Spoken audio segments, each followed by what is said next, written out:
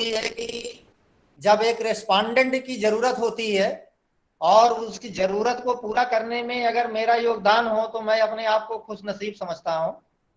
और ये मेरा सौभाग्य है कि मैं आप लोगों के साथ में जुड़ पाया हूं। क्योंकि हमारे यहाँ कनेक्टिविटी की प्रॉब्लम है तो मैं क्षमा प्रार्थी भी रहूंगा अगर किसी तरीके से मैं डिस्कनेक्ट होता हूं या कोई व्यवधान आता है। तो हमारे बहुत सारे साथी होंगे, बहुत सारे मित्र होंगे, बहुत से हमारे स्टूडेंट होंगे, आपके स्टूडेंट होंगे, आपके भी कोई कलीग होंगे। मैं सभी से मैं क्षमा चाहूंगा कि अगर डिस्कनेक्शन या किसी प्रकार की कोई टेक्निकल प्रॉब्लम्स आती है तो फिलहाल तब तक के लिए मैं यही कहना चाहूंगा कि जो आपने मुझे चैलेंज दिया है उस तरीके के जो चैलेंजेज हैं वो मैं यही कहना चाहूंगा कि टैडोमा जो मेथड आपने रखा है वो एक्चुअली हमारे हिंदुस्तान का नहीं है, पहली बात। क्योंकि ये डेवलप्ड कंट्रीज में सबसे पहले देखा जाए तो वही विकसित हुआ है। जब हर बार नाम आता है अमेरिका का और हर बार ऐसी चीजें रही हैं, तो जब टैडोमा की बात आती है तो ये भी एक हमारे बीच में जितने पार्टिसिपेंट्स हैं मैं उनको ये कहना चाहूंगा कि एक्चुअली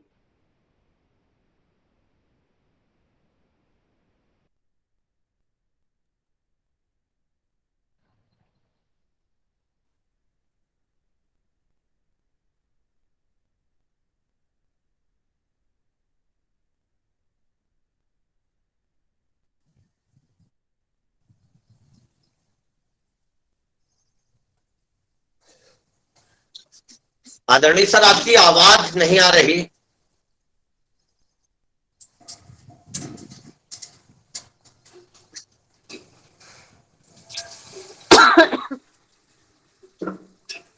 अगर कुछ नेटवर्क का इशू बनता है तो उधर से वीडियो बंद कर दें। आप कई फॉर्म है, आप उधर से वीडियो बंद कर दें, सिर्फ ऑडियो करें। आपका नेट कब उधर से दबाव पड़ेगा।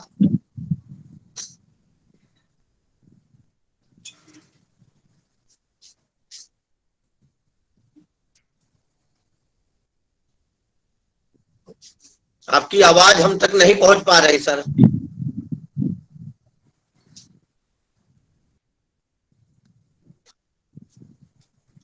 कुछ नेटवर्क के इशू के कारण सर अभी पुनः जुड़ रहे हैं। जैसा सर ने बताया कि ये जो टैडोमा मेथड आज जिस पर सर का व्याख्यान हमारे सामने है, सर जुड़ चुके हैं। जी सर। नागेश जी अब मेरी आवाज आ रही है? हाँ हाँ, क्लियर क्लियर। अच्छा, तो मैं यही कहना चाहूंगा कि एक्चुअली जो हमारे पार्टिसिपेंट्स हैं, यानी हमारे जो बच्चे हैं, जो हमारे सहपाठी हैं, जो हमारे साथी हैं, आपके कलीग हैं, मेरा सभी से यही निवेदन है कि अगर डिस्कनेक्शन होता है या कोई टेक्निकल प्रॉब्लम आती है तो उसके लिए हम क्षमा प्रार्थी हैं। लेकिन जहां तक टैडोमा की बात आपने हमको दिया है कि टैडोमा का जिक्र करना है और उसका एप्लीकेशन कैसे यूज किया जाए और कैसे क्लासरूम सेटिंग में या क्लासरूम के बाहर उसका उपयोग दैनिक जीवन में कैसे किया जाए, तो यह एक बहुत बड़ा चैलेंजिंग टॉपिक है। और मुझे लगता है कि ये पूरे हिंदुस्तान में कुछ जगहों को छोड़ करके, जैसे कि आपका हेलन केलर जो बेलापुर में है, मुंबई में है, उसके अलावा कोई कोई जगहों पर ही शायद संभव है, बाकी जगहों पर होता नहीं है। तो फिलहाल मैं ये कहना चाहूंगा कि टैडोमा बहुत बड़ा चीज तो नहीं है, लेकिन हमारे आपके बीच में जिस प्रकार का संप्रेषण अभी हो रहा है, कम्युनिकेशन हो रहा है, इसी प्रकार का कम्युनिकेशन का एक टाइप है। और हमारे सभी साथियों से, यानी सभी हमारे रिस्पोंडेंट से मैं कहना चाहूंगा कि एक्चुअली अगर आपने मीडिया लैब एशिया का नाम सुना हो या कभी साइट पर आपने देखा हो, तो हमारे हिंदुस्तान में सबसे पहले मीडिया लैब एशिया ने जब नेशनल ट्रस्ट का गठन हुआ, उसके बाद मीडिया लैब एशिया ने मल्टीपल डिसेबिलिटी पर काम करने के लिए तमाम तरीके के हथकंडे अपनाए। उनमें से एक दूसरा हथकंडा था जिसका नाम था alternative and argumentative method of communication. तो मैं सभी को ये कहना चाहूंगा कि ये एक प्रकार का कम्युनिकेशन विकसित करने का प्रयास था गवर्नमेंट ऑफ इंडिया का, और अभी 2013 में इसका नाम बदल करके इन्होंने डिजिटल इंडिया कॉर्पोरेशन रख दिया है। तो अभी अगर आप लोगों को कोई भी चीज अगर एक्सेस करनी है और कौन कौन से एडवांसमेंट टेक्नोलॉजी में मल्टीपल डिसेबिलिटी के लिए अल्टरनेटिव कम्युनिकेशन को इस्टेब्लिश करने के लिए अगर किसी को जरूरत पड़ती है या वो इंफॉर्मेशन कलेक्ट करना चाहता है, तो वो हमारे डिजिटल इंडिया कॉर्पोरेशन जो गवर्नमेंट ऑफ इंडिया की साइट है, इंफॉर्मेशन टेक्नोलॉजी डिपार्टमेंट का है, विभाग का, वहां से आप इंफॉर्मेशन को बहुत ही आसानी से एक्सेस कर सकते हैं। पहली चीज। दूसरी चीज, हमारे पास कम्युनिकेशन के जितने ऑप्शन हैं उन ऑप्शन में दो प्रकार का, पहला है, एक है वर्बल कम्युनिकेशन और एक नॉन वर्बल कम्युनिकेशन। तो अगर वर्बल कम्युनिकेशन को देखेंगे तो हमारे साथ में, आपके साथ में जो बात हो रही है हम आपके साथ में कर रहे हैं, यह है वर्बल कम्युनिकेशन का एक उदाहरण हो सकता है। लेकिन अगर मैं बात करना बंद कर दूं और अपने दोनों हाथों से मैं शुरू कर दूं, तो इसका मतलब हुआ कि यह नॉन वर्बल कम्युनिकेशन स्टार्ट हो गया है। इसलिए यह टाइडोमा जो है यह नॉन वर्बल कम्युनिकेशन का एक पार्ट है। और ऐसी समस्याएं जब कभी देखा जाता है कि जिस बच्चे में बहुत सारी समस्याएं हैं और वास्तव में वर्बल कम्युनिकेशन को फॉलो नहीं कर पाता है, तो उसके बदले में नॉन वर्बल कम्युनिकेशन की ओर हमारा इशारा होता है, यानी हम उधर शिफ्ट होते हैं। तो this is called actually communication transition, यानी हमारे संप्रेषण का एक विस्तारीकरण है, बदलाव है, जो हमको यानी बच्चे को सूट करता है। हम बच्चे की नीड और उसकी कन्वीनियंस के अकॉर्डिंग उस ऑप्शन पर जाते हैं। इसलिए ऐसा देखा गया, जो कि इतिहास मिलता है, कि अमेरिका का जो शहर है जिसको कि मैसाचुसेट्स के नाम से जाना जाता है, तो अमेरिका को कोई टीचर हुआ करते थे जिनका नाम था सोफी एल्कॉर्न। और ये सोफी एल्कॉर्न टीचर ने इसके बारे में चर्चा की, इन्वेंट किया। और दूसरे जो परकिंस विद्यालय है, जो आपके डेफ ब्लाइंड के लिए बहुत ही अच्छा विद्यालय, यानी एक इंटरनेशनल नेम फेम वाला विद्यालय है, उसने इसको डेवलप किया। अब सवाल ये आता है कि ये डेवलप तो किया, लेकिन इसकी विशेषता क्या है और इसको क्यों डेवलप किया, इसकी आवश्यकता क्या थी। तो एक्चुअली आवश्यकता को अगर आप देखिए तो बहुत सारे ऐसे बच्चे हैं जो कि आप सेंस इंटरनेशनल को अगर फॉलो करें तो भी देखते हैं कि कम से कम 5 लाख बच्चे हमारे यहाँ ओवरऑल इंडिया में डेफ ब्लाइंड बच्चे हैं। लेकिन सवाल ये है कि अभी मैंने एक पेपर प्रेजेंट किया था नागेश जी, हमारे यहाँ इंटरनेशनल कॉन्फ्रेंस जब हुआ था तो डॉक्टर विजय शंकर शर्मा जी ने उस कार्यक्रम को करवाया था। मैंने उसमें बिल्कुल दो प्रकार का डाटा रखा था, एक गवर्नमेंट ऑफ इंडिया का और एक जो है सेंस इंटरनेशनल का। दोनों में बहुत बड़ा डिफरेंस था। सेंस इंटरनेशनल का कहना है 5 लाख है, जबकि गवर्नमेंट ऑफ इंडिया का डेटा लगभग 1,05,000 समथिंग बताता है।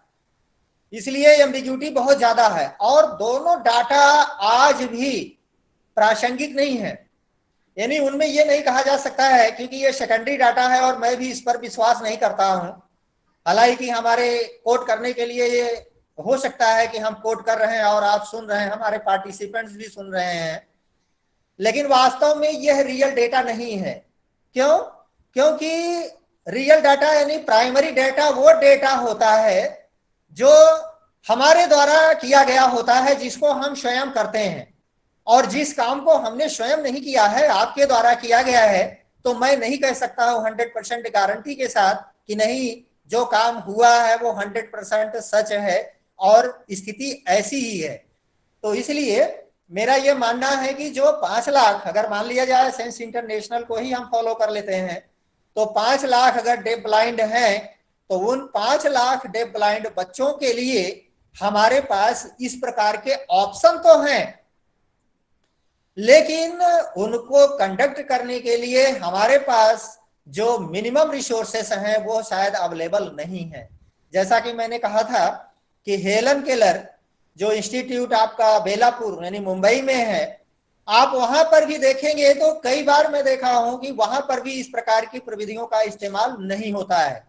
इसके साथ ही पालनपुर में मैं रहा 2 साल, पालनपुर में भी मैंने देखा कि वहां 3 बच्चे थे, उन 3 बच्चों के साथ में भी इस प्रकार की प्रविधि का इस्तेमाल नहीं किया गया।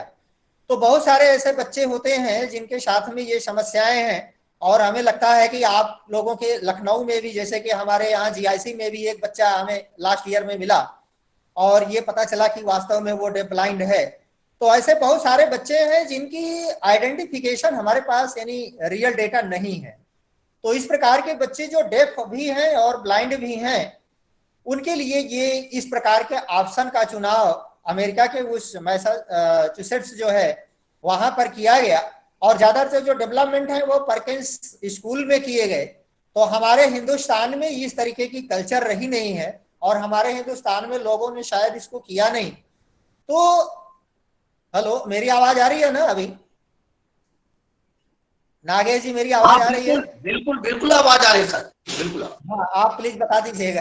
जी जी। तो मैं यही कहना चाहूंगा कि इसमें जो प्रक्रिया है, अगर उसको हम देखें तो उसमें बहुत सारे तरीके की समस्याएं भी हैं। आवश्यकता की बात करेंगे तो निश्चित तौर पर, और इतिहास के बारे में अगर कहूँ तो दो बच्चों को हम नाम रखते हैं, चाव के साथ में वो नाम रखते हैं कि ये हमारे पिता के नाम पर या रख देते हैं या अपने गुरु के नाम पर रख देते हैं। लेकिन इससे थोड़ा सा अलग है। अगर आप देखेंगे तो इन बच्चों पर पहले फर्स्ट टाइम अप्लाई किया गया जिन ब्लाइंड बच्चों पर, उन्हीं दोनों बच्चों के नाम पर जो है, इसका नाम टेडोमा, ये का नाम है, उसमें टेड चैपमैन है, और टेड जो है पहला नंबर लिया, नाम लिया गया है, उसका जो टाइटल है, और दूसरा जो है ओमा सिम्पसन है। तो टेड चैपमैन और ओमा सिम्पसन में से टेड और ओमा दोनों को मिला दिया गया और टेडोमा हो गया। इस प्रकार से दोनों बच्चों के नाम पर एक प्रकार की विधि चल गई जिसको हम लोग आज डिस्कस कर रहे हैं। तो इस प्रकार से ये टेडोमा जो विधि है, ये ज्यादातर डेवलप्ड कंट्रीज के लिए यूजफुल है। हम ये नहीं कह सकते हैं कि ज्यादा डेवलप्ड कंट्रीज के लिए ही यूजफुल है, बट मैं कहूँगा कि शायद इसका चलन और इसकी जो टेक्निकलिटी है, इसकी जो समस्याएं हैं या जो चैलेंजेज हैं, उन चैलेंजेस को हम लोग अभी एक्सेप्ट नहीं कर पाए हैं। हम लोग वहां पर पहुंच नहीं पाए हैं, हमारे पास उस तरीके के रिसोर्सेस नहीं है, और हम उतनी तैयारी में नहीं है, इसीलिए शायद हम इन चीजों को करने में सक्षम भी नहीं है। तो इसी तरीके से मैं यही कहना चाहूंगा कि जो डेफ ब्लाइंड बच्चे हैं, उन डेफ ब्लाइंड बच्चों के लिए इस कम्युनिकेशन को इस्टेब्लिश करने का एक तरीका माना गया है, और इसके कुछ ऑब्जेक्टिव भी हैं। अब मैं आऊंगा, थोड़ा सा ये कहूंगा कि जो ऑब्जेक्टिव होते हैं पर्टिकुलर, उनको अगर देखा जाए तो सबसे ज्यादा जो मेन ऑब्जेक्टिव है वो है to develop the functional skills in among the deaf blind children. तो अगर हम सबसे पहले देखें तो जो डेफ ब्लाइंड चिल्ड्रन हैं उनकी फंक्शनल स्किल को एनहांस करना है यानी बढ़ाना है। तो सवाल ये होता है कि जो फंक्शनल स्किल है, वो फंक्शनल स्किल को ही हम क्यों चूज करते हैं? तो हर एक व्यक्ति को पता है, अगर आप दूसरे संघ में जाएं तो मैं ये कहूंगा कि हर एक व्यक्ति हमें डेवलपमेंट जो एक विकासात्मक कार्यक्रम है, प्रोग्राम है, प्रोग्रामिंग सिस्टम है, तो मन में अगर आप जाइए तो उसमें बच्चों के स्किल्स को अगर देखिए तो उसमें स्किल्स में 18 एरियाज पड़ते हैं, यानी 18 डोमेन्स हैं, और एक डोमेन्स में लगभग स्किल्स है। इसका मतलब कि 360 जो है स्किल्स हमारे साथ होती हैं, यानी बच्चों के साथ जुड़ी हुई होती हैं, जो कि बहुत पहले का है। लेकिन उसमें भी ये देखा जाता है कि जो मल्टीपल प्रॉब्लम होते हैं, उन बच्चों में हम एकेडमिक स्किल ना डेवलप के ज्यादा से ज्यादा उनकी फंक्शनल स्किल्स को डेवलप करते हैं। अब ये मैं कहूँगा कुछ एग्जाम्पल्स हैं जिनको समझ करके नहीं, जिनको जानकर आप भी समझ सकते हैं कि हाँ वास्तव में फंक्शनल स्किल क्यों आ रहे हैं। फर्स्ट फॉरमोस्ट फंक्शनल स्किल आवश्यक है। इस दो पैरामीटर्स होते हैं। एक पैरामीटर ये होता है कि इंपॉर्टेंट क्या है, और दूसरी उसकी क्या है। अब इम्पॉर्टेंट में हम देखते हैं कि हम खाना खाते हैं, खाने पी सकते हैं, हम टॉयलेट नहीं जा सकते और नहीं कर सकते हैं। तो अगर ये देखा जाए कि हम टॉयलेट नहीं जा सकते, यानी बच्चा टॉयलेट नहीं जा सकता है और अपनी बात नहीं कर सकता है, खाना नहीं मांग सकता है, पानी नहीं मांग सकता है, और जहां पर बैठा हुआ है अगर वहीं पर वो टॉयलेट कर देता है बिना बताए हुए, तो आप समझ सकते हैं कि सबसे जो चैलेंजिंग है and first and foremost skills है, उसकी जो फंक्शनल स्किल्स होगी उसको हमें क्या सिखाना होगा, टॉयलेटिंग। कि सबसे पहले वो ये बता सके कि मुझे टॉयलेट जाना है।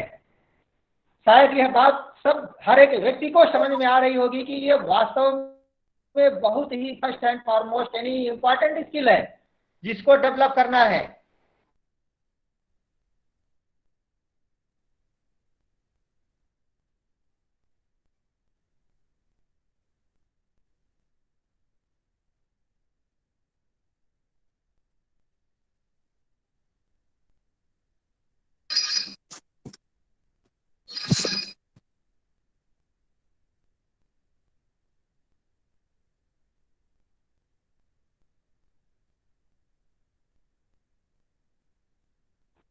आपकी आवाज नहीं आ रही सर। हाँ, नहीं नहीं आवाज आएगी, शायद डिस्कनेक्ट हो गया था मुझे लगा है। जी सर, आवाज नहीं आ रही है। जी जी बोले सर, बोले, आवाज आ रही। आवाज आ रही है सर, आ रही है। हाँ, तो मैं ये चर्चा कर रहा था कि जो फंक्शनल स्किल है वो बहुत ही बेसिक स्किल्स में काउंट की जाती है, यानी वास्तव में वो बहुत ही आवश्यक कौशल है। और इसीलिए अगर हमारे पास 10 प्रकार के कौशल हों और कौशलों में मुझे सबसे पहले नंबर पर अगर कोई कौशल का चुनाव करना हो तो मुझे लगता है कि वो टॉयलेटिंग होगी, जिसमें मुझे बच्चे को टॉयलेट के बारे में बताने के लिए मुझे कम्युनिकेशन, ताकि वो और ज्यादा अच्छे से अपनी बातों को कह सके और समझ सके। और किसी भी प्रकार की जो एक प्रकार से देखा जाए जो हाइजेनिक मेंटेनेंस की बात है, तो हाइजीन उसकी मेंटेन हो सके, जिससे वो बीमारियों से दूर रह सके, वो किसी प्रकार की समस्या से एसोसिएटेड प्रॉब्लम से ना ग्रसित हो सके, उससे वो उसको छुटकारा मिल सके, वो कम से कम बीमार पड़े उससे उसको छुटकारा मिल सके। तो इस प्रकार से वो साफ सुथरा रहे। वो स्किल सभी यानी वो कौशल सभी कौशलों से ज्यादा महत्वपूर्ण है। तो इसलिए हम इस प्रकार के कौशलों का चुनाव करते हैं, यानी वो फंक्शनल स्किल होती है। तो हम खास करके इस प्रकार का टैडोमा स्किल्स, जो टैडोमा मेथड है कम्युनिकेशन स्किल का एक माध्यम है, विकल्प है, उस विकल्प के रूप में टैडोमा को हम सबसे पहले कम्युनिकेशन यानी फंक्शनल स्किल्स में रखते हैं। तो सवाल ये होता है कि इस प्रकार की जो स्किल्स है, क्या उसके लिए किसी प्रकार का कोई ऐसी आवश्यकता भी होती है, यानी उसकी कोई पूर्व शर्तें भी हैं। हेलो, मेरी आवाज आ रही है या नहीं? हाँ हाँ आवाज आ रही सर, आवाज आ रही। आ रही ना? जी ठीक, प्लीज। तो उसकी जो शर्तें हैं, उन शर्तों के बारे में मैं ये कहूंगा कि इतना जरूर है कि जब हम कोई काम करते हैं तो पहले देखते हैं कि उसकी प्री रिक्विजिट स्किल है, यानी पूर्व आकांक्षा क्या है, यानी कौन कौन सी शर्तें हैं, कौन कौन से ऐसे प्रिंसिपल हैं जिनके आधार पर, यानी जिनके आधार पर उसको किया जा सकता है। तो उसी प्रकार से तीन चीजें बहुत ही महत्वपूर्ण हैं कि अगर कैडोमा मेथड को, कम्युनिकेशन को इस्टेब्लिश करना है किसी बच्चे में, तो मैं ये कहूंगा कि उसको तीन चीजें जरूरी है। एक तो shape, shape in the sense कि जैसे हाथ का शेप है, आप जब चाहें तब इसको सिलेंड्रिकल कर लें, जब चाहें तब आप इसको गोलाकार कर लें, जब चाहें तब वी आकार में कर लें, जब चाहें तब यू आकार में बना लें, और जब चाहें स्फेरिकल कर दें, जब चाहें तब हुक आकार में कर लें। तो ये क्या है, एक प्रकार का हैंड का एक शेप है कि क्या उस बच्चे में हैंड को इधर से उधर यानी शेपिंग देने में वो सक्षम है या नहीं, पहली चीज। दूसरी जो शर्त है उसकी वो ये है कि position, position in the sense कि अगर मैं बैठा हूं तो मेरे बैठने का सिर और मेरी जो नेक है और जो बैक है, इनका जो आकार होगा वो शायद 90 डिग्री पर होगा।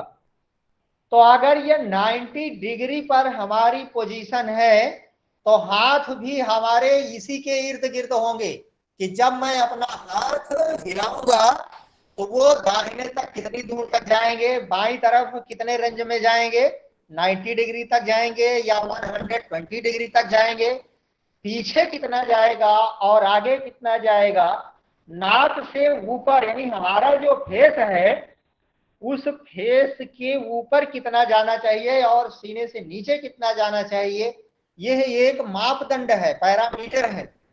तो अगर बच्चा इस पैरामीटर को यानी शेप यानी हाथ का आकार और प्रकार वो बना लेता है, यानी हाथ को घुमा लेता है जिस आकार में आप चाहें उस आकार में करने में उंगलियां उसकी सक्षम है, उसमें किसी प्रकार की इनएबिलिटी नहीं है, कोई डिसऑर्डर नहीं है। दूसरा पोजीशन, यानी जो मैं कह रहा हूं कि अभी हाथ की पोजीशन की दाएं बाएं ऊपर नीचे 180 डिग्री, 90 डिग्री, 60 डिग्री, 30 डिग्री जिस आधार पर करना हो, तो हाथ का जो पोजीशन है, मुंह की जो पोजीशन है उसमें, और साथ साथ मूवमेंट। तो मूवमेंट का एक कि किस प्रकार से मूवमेंट कितने डिग्री पर ले जाए उसको, 120 डिग्री पर जब जरूरत हो, 160 डिग्री पर जब जरूरत हो, 90 डिग्री पर जब जरूरत हो, 45 डिग्री पर। अगर वो इस तरीके से कर लेता है, इतना सक्षम है, इतनी स्किल्स है, ये तीन पैरामीटर को अगर वो फॉलो कर पाता है, इसका मतलब है कि नीचे निश्चित गांव का तौर नाम है पर मुड़पुरवा। बच्चे को टैडोमा से जोड़ा जा सकता है। तो इसलिए मैं ये कहूंगा कि इसकी जो प्री रिक्विजिट है उसको फॉलो करने के लिए सबसे पहले उस बच्चे में उसके शेप यानी हैंड शेप, उसकी पोजीशन यानी शारीरिक स्थिति, और साथ ही साथ उसका मूवमेंट, जो उसके हाथ का और फेशियल एक्सप्रेशन का मूवमेंट है, वो मूवमेंट भी उसके साथ साथ हो, तो निश्चित तौर पर उस बच्चे को इस दायरे में लिया जा सकता है। तो इस तरीके से हम ये कह सकते हैं कि हमारे यहाँ यानी टैडोमा अगर फॉलो करना हो तो निश्चित तौर पर इस प्रकार की प्री रिक्विजिट स्कूल को हमें फॉलो करना होता है। अब सवाल ये उठता है कि अगर मुझे अभी इसी वक्त अगर कोई बच्चे को, किसी डेफ ब्लाइंड बच्चे को अगर सिखाना है तो एप्लीकेशन की बात आती है कि कैसे इसको हम अप्लाई करें और कैसे हम डिमॉन्स्ट्रेट करें इसको, कैसे कि वास्तव में हर एक व्यक्ति अपने अपने साथी को कोई भी स्किल यानी बिना बोले हुए इस तरीके से सिखा सके। तो क्योंकि मेरे लैपटॉप में तो ये इसका फिगर है, लेकिन इसमें दिखाना थोड़ा सा शायद मुझे लगता है लेंदी होगा, और अगर आप कहें तो मैं इसको जो है आपके जहाँ कहेंगे मैं व्हाट्सएप पर या जहाँ कहेंगे शेयर कर दूंगा, तो उसमें शेयर हो जाएगा, इसके फिगर को देख लेंगे। लेकिन फिर भी मैं ये कहना चाहूंगा कि जो सॉरी सर, ईमेल कर देंगे तो बेटर जिस रहेगा सर। बच्चे को, जी जी, ईमेल अगर कर देंगे तो अच्छा रहेगा। अच्छा हाँ, मेल तो हो जाएगा, मैं अभी की बात कर रहा था कि अगर शेयर हो जाएगा तो। नहीं, एक मिनट उसके मैं बाद सर प्रयास अगर आप। करता हूँ, थोड़ा शेयर हो नहीं जाए नहीं। तो मैं डायरेक्ट दिखा देता हूँ। Okay okay, thank you sir. हाँ। तो मैं इसमें शेयर करना चाहूंगा। तो अभी मैं अपने बेटे की मदद ले रहा हूँ, सॉरी, है ना। तो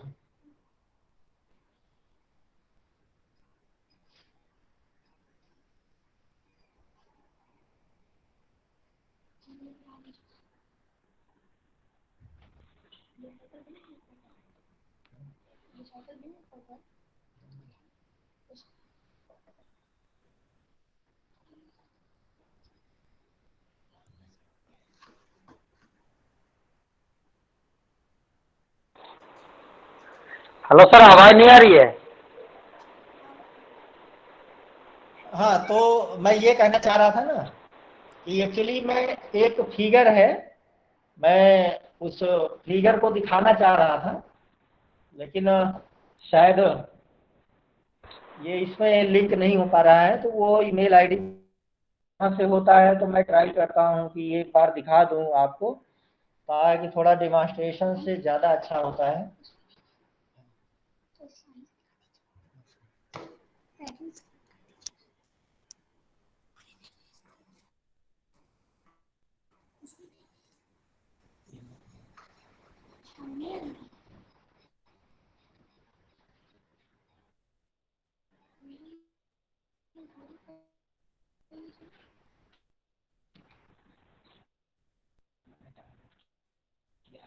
डाउनलोडर है, डाउनलोड से तो सर्विस स्क्रीन करके जहाँ से डाउनलोड वाले ऑप्शन है, जहाँ पे डाउनलोडर है वहाँ पे चले जाइए, दिख जाए। जहाँ पे डाउनलोड किया है अपने पेपर ईमेल पे, ईमेल पे है ना।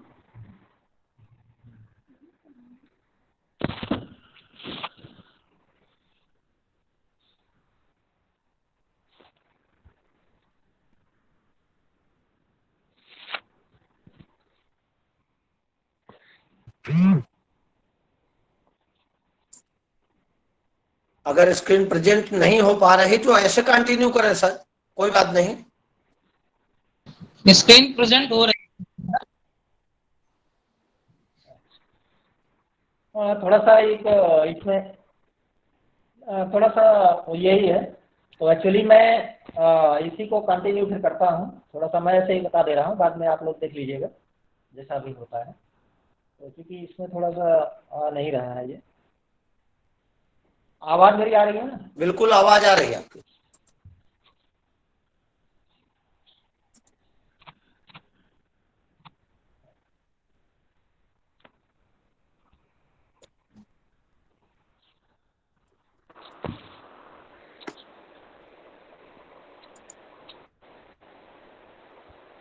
हाँ, हेलो सर। जी जी, हेलो। आवाज आ रही सर, आवाज आ रही। आवाज आ रही है सर जी आपकी। जी। हाँ, ये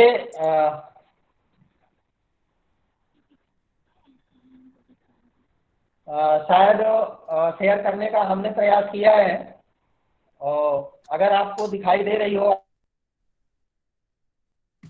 आपकी पीपीटी आ रही सर, आपकी पीपीटी आ रही है।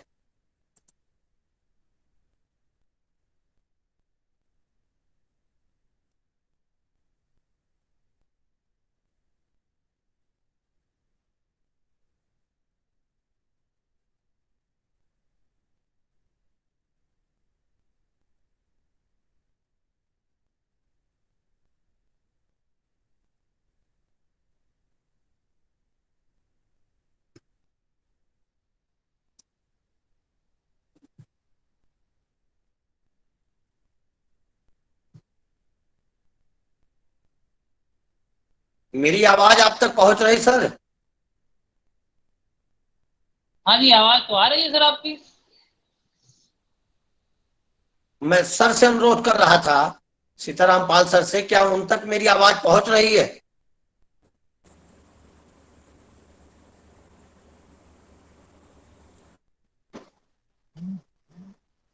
सर की तरफ कुछ टेक्निकल इशू होने के कारण कनेक्टिविटी का शायद मामला हो रहा है। वो डिस्कनेक्ट हो चुके हैं शायद। बहुत हाँ, जल्दी सर ही मैं कनेक्ट फिर हो से रहे हैं जुड़ उन गया हूँ। लोगों से। नेटवर्क हेलो, इशू होते हैं। हाँ जी। मैं फिर से जुड़ गया हूँ सर। ओके हाँ सर, हाँ, कमल बोले भाई। सर बोले।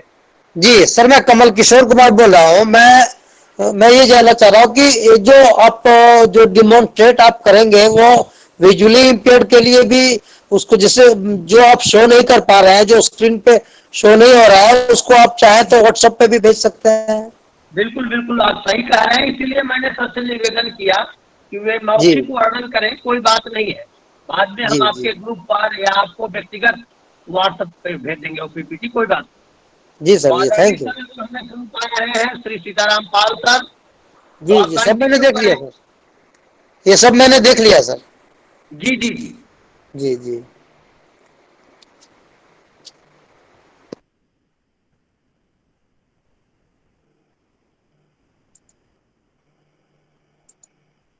श्री सीताराम सर सुन पा रहे हैं क्या हमें?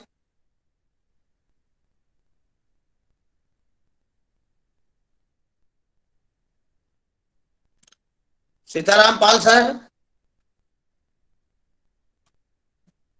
कुछ टेक्निकल इशू के कारण शायद वो नागेश सर को लगता है कि वो शायद हमारे ग्रुप में इस समय नहीं हो सकता, कुछ टेक्निकल इश्यूज या नेटवर्क प्रॉब्लम की वजह से। जी जी जी जी, उन्होंने इसका जिक्र पहले भी किया था हाँ, और सर आज कार्यक्रम में उसका जब वो नेटवर्क, जुड़े तब भी उन्होंने इस बात का जिक्र किया। मुझे नहीं पता कि वहाँ बारिश हो रही या नहीं हो रही, बस प्रदेश में बारिश बहुत तेजी के साथ हो रही, तो हो सकता है ये जी प्रॉब्लम जी, हो रही। वहां भी ऐसी ही स्थिति है, अच्छा जी जी तेज बारिश का ही मामला है। जी जी, ऐसे ही है सर। प्रमोद पाटिल जी, कृपया प्रेजेंट की बटन न दबाएं please. Pramod Patil ji,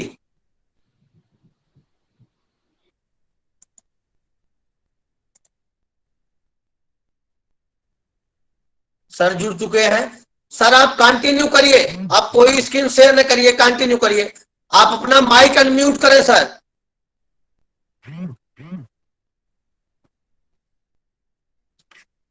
mic unmute कर। जी सर, जी सर, बोले सर, बोले, कंटिन्यू करें। जी, तो मैं ये कहना चाह रहा था कि मैं इसको पीपीटी में तो भेज दूंगा। जी अभी जी हमारे साथ में जो जितने भी लोग जुड़े हुए हैं, पहले तो मैं क्षमा प्रार्थी हूँ कि डिस्कनेक्ट हो जा रहा हूँ और सब लोग डिस्टर्ब हो रहे होंगे। तो मैं अरे ये सर, बताना आपको चाह रहा ऐसी था कि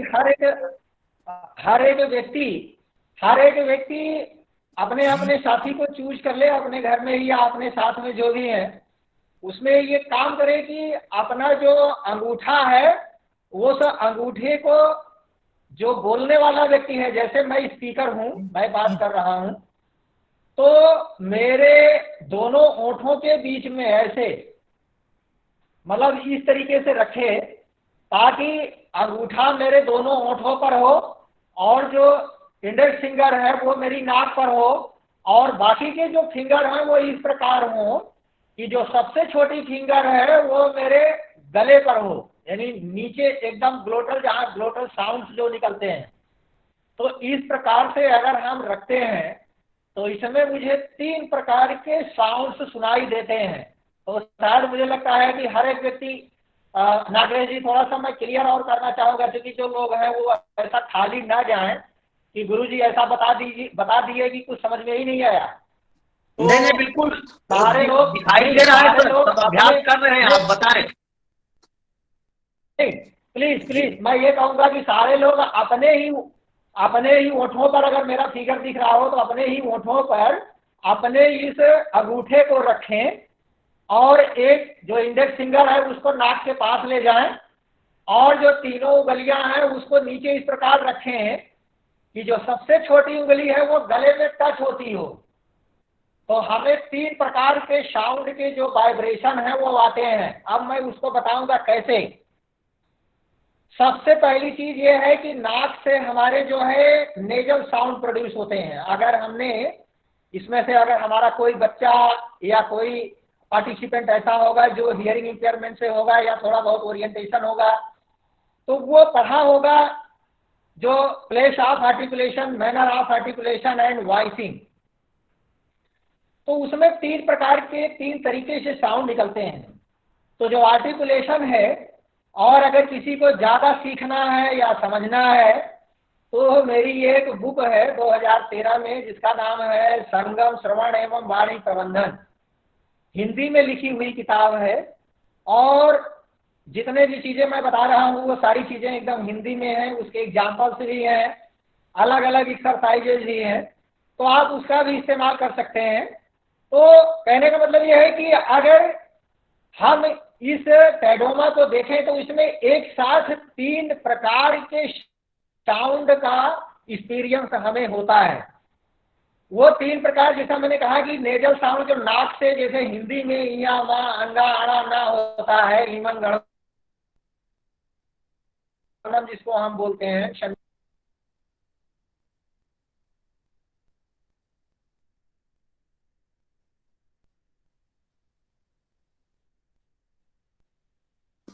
आपकी आवाज नहीं आ रही सर।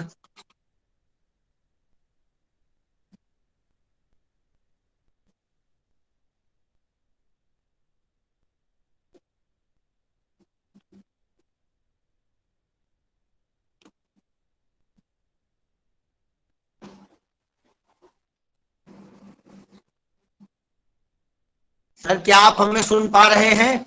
आपकी आवाज हम तक नहीं पहुंच पा रही।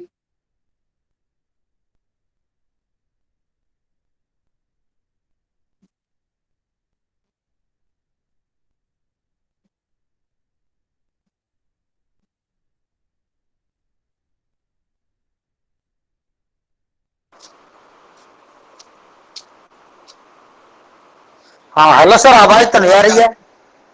जी जी जी, वही मैं कह रहा हूँ, कुछ नेटवर्क के इशू के कारण। अगर सर आप हमें सुन पा रहे हैं तो आप अपने मोबाइल का थोड़ा डायरेक्शन दाहिने या बाएं करें, नेटवर्क सिलेक्शन थोड़ा बेस्ट हो, जिससे थोड़ा स्पष्ट आपकी आवाज हम लोगों तक आए।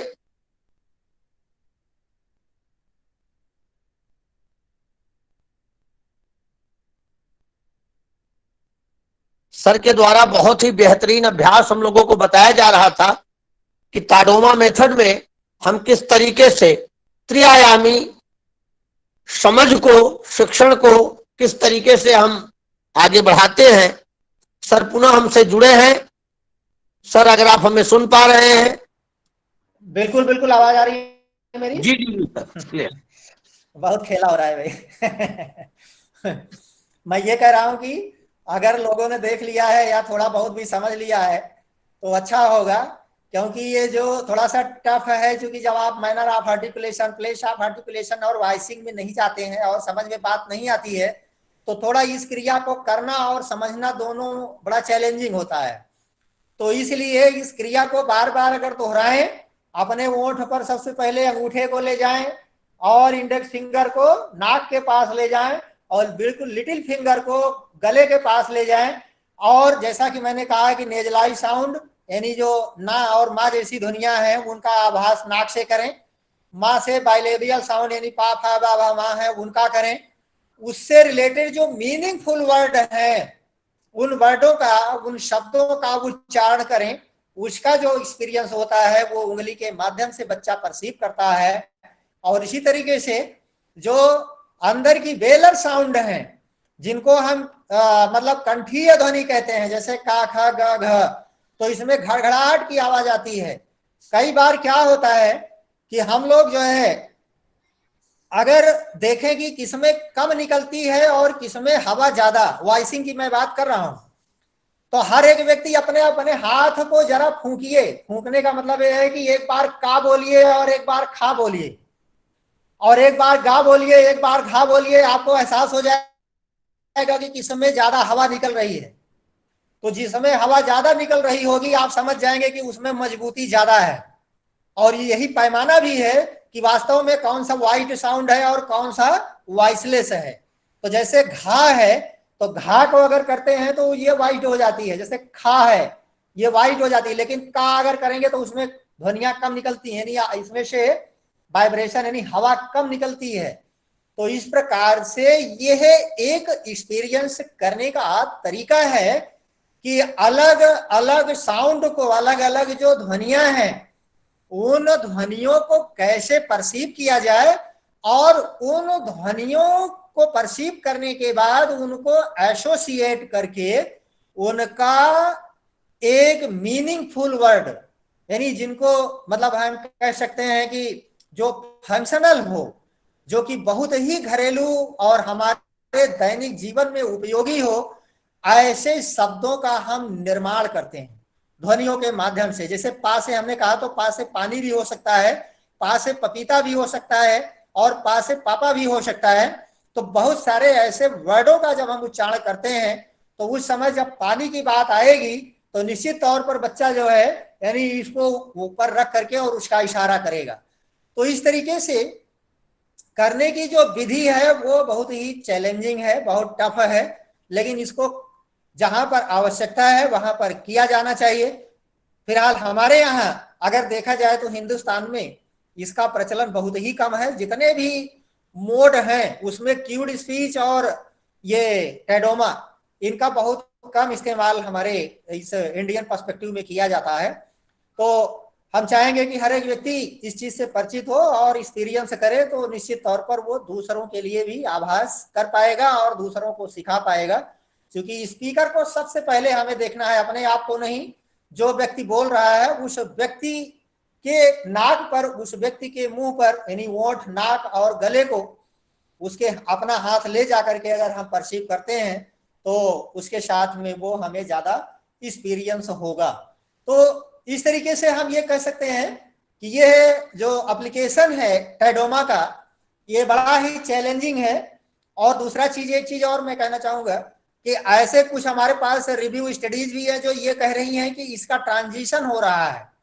ट्रांजिशन इन द सेंस कि इसका जो डिफरेंट कॉन्टेक्स्ट में अभी डेफ ब्लाइंड के लिए यूज किया जा रहा था, यह जो न्यूरोलॉजिकल डिसऑर्डर वाले बच्चे हैं जैसे सेरेब्रल पाल्सी है, इसका कुछ पार्ट सेरेब्रल पाल्सी बच्चों पर भी किया जा रहा है। तो हो सकता है कि सेरेब्रल पाल्सी के बच्चों पर भी इसका इम्पैक्ट फंक्शनल कम्युनिकेशन, चूंकि यमार और जो ऑटिज्म स्पेक्ट्रम डिसऑर्डर के बच्चे हैं उनमें फंक्शनल कम्युनिकेशन की प्रॉब्लम बहुत ज्यादा होती है। इसी प्रकार से जो सीपी बच्चे हैं, सीवियर और प्रोफाउंड लेवल के, उनमें भी इस प्रकार की समस्या देखी जाती है। तो इसलिए निश्चित तौर पर ये जो स्टडी मुझे दिख रही है neurological problems and children with cerebral palsy के लिए, उन पर भी उतना ही एप्लीकेबल है। यानी उन बच्चों के साथ भी इसको अप्लाई किया जा सकता है, यानी इस विधि से उनको भी सिखाने का प्रयास किया जा सकता है। तो कहने का मतलब यह है, तो अगर देखा जाए तो टैडोमा के बहुत सारे मतलब अच्छे महत्वपूर्ण यानी जो उसका सिग्निफिकेंट है जो लाभ हैं वो बहुत सारे लाभ हैं। लाभ इन द सेंस कि अगर देखा जाए तो इससे एक कॉग्निशन, बच्चे का जुड़ाव होता है। जुड़ाव का मतलब है कि सोशल इंक्लूजन सबसे पहले है कि अगर किसी स्पीकर के पास वो बच्चा आ रहा है तो जो टोटली वो आइसोलेटेड है वो सोशल इंक्लूजन में वो फैमिली का पार्ट होगा, वो मित्र का पार्ट होगा, वो किसी का पार्ट होगा, यानी किसी के साथ हमें कोलैबोरेट होगा। तो सबसे बड़ी चीज जो है उसको कि वो जो आइसोलेट था सबसे पहले वो सोशली इंटीग्रेट होगा, यानी सोशल एस्पेक्ट से जुड़ेगा। दूसरा जो है उसकी जो सोच है उस सोच में भी परिवर्तन आएगा, यानी वो अपने आप को मतलब ये जो समझता है कि नहीं मेरा कोई नहीं है, उसको ये लगेगा कि हाँ हमारा कोई है जो मेरी बातों को समझता है और सुनता है। तो उसके सोच में भी, उसकी थिंकिंग जो है, एटीट्यूड में भी आमूलचूल परिवर्तन होने की संभावना है। साथ ही साथ कॉग्निटिव स्किल्स की अगर हम बात करें तो निश्चित तौर पर अगर मीनिंगफुल वर्ड को, 4 वर्ड को अगर उसने सीख लिया तो मैं समझता हूं कि उसके एकेडमिक जो कॉग्निशन है उस कॉग्निशन में भी डेवलपमेंट हो रहा है, तो उसमें भी इनहेंसमेंट देखने को मिलता है। और साथ में जो कम्युनिकेशन स्किल है वो कम्युनिकेशन स्किल तो बढ़ ही रही है। तो इस प्रकार से ओवरऑल अगर देखा जाए तो बच्चे में यानी टैडोमा का जो एप्लीकेशन है वो कई बिंदुओं पर, कई महत्वपूर्ण ऐसे डोमेन्स हैं जिनको डेवलप करने में हेल्पफुल है। और ऐसा इस तरीके का के अलावा और भी चीजें हो सकती हैं, जैसे कि मान लिया जाए कि उसका मोटर स्किल है, जब पोजीशन अगर वो बदलता है, हाथ का शेप लाता है, तो कहने का मतलब उसमें जो उसके कॉन्सेप्ट हैं, बहुत जो पुअर कॉन्सेप्ट होते हैं, वो कॉग्निशन लेवल बहुत हाई लेवल में बढ़ता है। तो इस तरीके से उसका जो मोटर डेवलपमेंट है, चाहे वो मोटर डेवलपमेंट में आप फाइन मोटर या ग्रॉस मोटर की बात करिए, वर्ड का आप बात करिए तो वोकाबुलरी की हो जाएगी कि वो वोकाबुलरी इनहेंस होती है। अगर वोकाबुलरी इनहेंस हो रही है तो इट मीन्स कि इनडायरेक्टली उसका लैंग्वेज इनहेंस हो रहा है। तो लैंग्वेज अगर इनहेंस हो रहा है तो इसका मतलब है कि उसके जो दूसरे सेगमेंट हैं व्याकरण के, उन व्याकरणों में भी असर आ रहा है। तो इस तरीके से हम ये कह सकते हैं कि इसका हेल्पफुल है। लेकिन सवाल ये आता है कि हर एक चीज की औकात है, जैसे हमारी भी एक औकात होगी, हमारी भी एक लिमिट होगी कि हम कितना काम कर सकते हैं और कहां तक कर सकते हैं। उसी तरीके से टैडोमा की भी एक अपनी लिमिटेशन है, मर्यादा है कि ये बहुत ज्यादा कुछ नहीं कर सकती है। और दूसरा जो सबसे बड़ा चैलेंज हमने बात किया था कि हमारे यहाँ ट्रेनिंग और प्रैक्टिस बहुत कम है। तो जब ट्रेनिंग और प्रैक्टिस कम है तो हम बिल्कुल समझ सकते हैं बड़ी आसानी के साथ कि जब कंप्रीहेंसिव ट्रेनिंग नहीं है तो निश्चित तौर पर हम इसको अप्लाई नहीं कर सकते। इसका मतलब सीधा है कि हमारे परिवेश में टैडोमा का एप्लीकेशन नील है, हमारे यहाँ कोई एक्सपर्ट नहीं है। और अगर जो एक्सपर्ट है भी तो उसकी कंप्रीहेंसिव जो प्रैक्टिसेस है, ट्रेनिंग है। आप देखिए कि नागेश जी, आपने पहली बार इस पर काम किया है, मैं समझ रहा हूं। आज तक कभी भी किसी व्यक्ति ने इसमें इतना ज्यादा फोकस इस चीज को नहीं किया, क्योंकि इसके पहले मैंने क्यूड स्पीच पर एक बार बहुत पहले 2005 में बनारस में मैं था, तो मैंने क्यूड स्पीच पर मतलब बहुत सारा एक संग्रह किया था, उसके बारे में मैंने चर्चा किया था, उस पर मैं लेक्चर लेता था पहले। लेकिन 2005 के बाद मुझे फिर से ये जो आपने टैडोमा का दिया है, ये मैं फिर से वापस आया हूं। तो अभी इस पर क्या है कि हम लोगों के बीच में इस पर कोई डिस्कशन भी नहीं है। और दूसरी चीज ये है कि हमारे हिंदुस्तान में टैडोमा पर किसी भी प्रकार की रिसर्च स्टडी जो मिलनी चाहिए वो अवेलेबल नहीं है, खास करके मेरे पास। और अगर आप सबके पास में किसी के पास में इससे रिलेटेड है तो बिल्कुल हमें भी उसका सॉफ्ट कॉपी दीजिएगा। तो कहने का मतलब ये है कि यह बहुत ही चैलेंजिंग है और इसमें कंप्रीहेंसिव और बहुत ही हाईली रिसोर्स की आवश्यकता है। इसीलिए शायद ये हमारे परिवेश में सक्सेस नहीं है। और दूसरा ये भी है कि ये बहुत ही महंगी है, क्योंकि 1:1 होता है कि एक बार में एक स्पीकर अगर मैं हूं तो एक बार में सिर्फ एक ही बच्चे को, जो आईपी जैसे होता है कि एक टीचर एक ही बच्चे को एक समय में डील कर पाता है, तो उसी तरीके से सिर्फ एक बार में एक ही बच्चे को डील कर पाएगा। यह इंक्लूजन का पार्ट नहीं हो सकता है कि 100% इसको इंक्लूड कर दिया जाए और 60 बच्चों को एक साथ बैठा दिया जाए या 40 बच्चों को एक साथ बैठा दिया जाए और ट्रेंड कर दिया जाए, तो ये संभव नहीं है। ये इसकी बहुत बड़ी मर्यादा है और इसीलिए हमारे यहाँ ये बहुत पॉपुलर भी नहीं है और लोग इसको कर भी नहीं पा रहे हैं। तो मैं यही कहना चाहूंगा। और दूसरे मेरे पास कुछ रेफरेंसेस भी हैं जो सेंस इंटरनेशनल के मतलब जो पहले दिए गए हैं अखिल पॉल के 2016 में अर्ली इंटरवेंशन पर children with blindness India barrier and enables पे। और दूसरा जो मेरी मैं एक और कोट करना चाहूंगा कि इस प्रकार की जो प्रैक्टिसेस हैं, इन प्रैक्टिसेस में जब तक ज्वाइंट इफर्ट्स नहीं होगा तब तक शायद ये संभव नहीं है। इसीलिए मैंने एक collaborative intervention practices for successful inclusion of children with and without disabilities का एक मेरा पेपर था जो चेतना इंटरनेशनल एजुकेशन जर्नल में छपा है, जिसकी बहुत अच्छा साइटेशन है। उसमें मैंने कोलैबोरेशन की बात की है जिसकी मैं चर्चा कर रहा हूं, इसीलिए वो साइटेड ज्यादा है। और दूर देशों के लोगों ने भी उस पर काफी अच्छा फोकस किया है, साइट किया है कि वास्तव में अगर कोलैबोरेट कर लिया जाए, नागेश जी के साथ मेरे विश्वविद्यालय का हो जाए और नागेश जी का उस पर्टिकुलर कम्युनिटी से हो जाए जिस बच्चे को मैं नहीं जानता हूं, नागेश जी का मेरे जितने भी एक्सपर्ट हैं उनके साथ में एसोसिएशन हो जाए, यानी ये जुड़ जाए, और हमारे जितने रेस्पोंडेंट हैं वो अपने अपने क्षेत्रों से जुड़ जाएं, तो ये कोलैबोरेशन का एक उदाहरण होगा। इसका मतलब ये होगा कि यूपी के जितने जिलों से हमारे पार्टिसिपेंट्स जुड़े हैं उतने जिलों से हम कोलैबोरेट हैं, यानी उतने जिले से हम लोग अपनी सेवाओं का आदान प्रदान कर सकते हैं।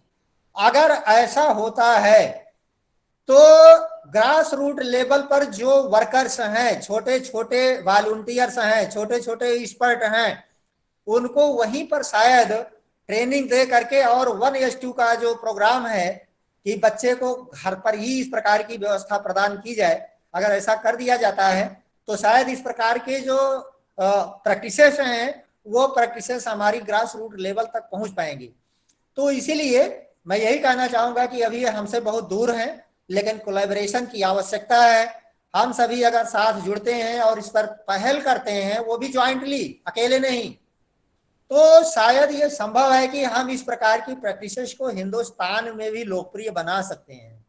तो मैं इतना ही कहना चाहूंगा, और मेरे जितने भी पार्टिसिपेंट्स हैं, बहुत तल्लीनता के साथ आप लोगों ने जुड़ा और आप लोगों ने सुना, मुझे काफी अच्छा लगा। मैं बहुत शुक्रगुजार हूँ आप सब लोगों का। और आपके मन में अगर कोई प्रश्न है तो निश्चित तौर पर पूछे, क्योंकि मुझे खुशी होती है कि जब कोई प्रश्न पूछता है और मैं सवाल दे पाता हूँ तो मुझे इससे ज्यादा अच्छा लगता है कि आपने मेरी बात शायद सुना, इसीलिए शायद प्रश्न पूछ रहे हैं। तो नागेश जी, मैं आपसे निवेदन करूंगा कि जो पार्टिसिपेंट्स हैं उनके अगर प्रश्न हैं, इस प्रकार की कोई समस्या है या कोई सजेशन है या उनके कोई ऐसे व्यूज हैं, तो निश्चित तौर पर वो कहें, हम अपनी बात को विराम देते हैं। धन्यवाद।